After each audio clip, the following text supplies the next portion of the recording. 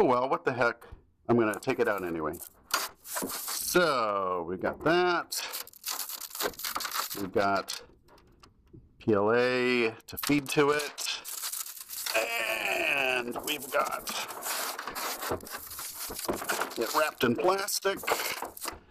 So, very cool. And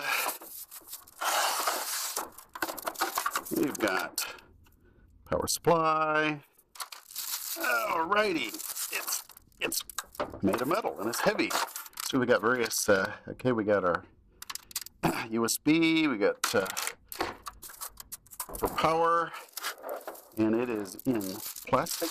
So let's get it out of the plastic, and it is gradually revealing itself. Very cool.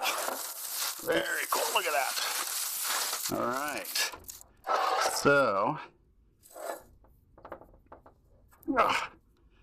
there's one side of it, the front of it, the other side of it, the back of it, and things can move as they are supposed to. Very cool.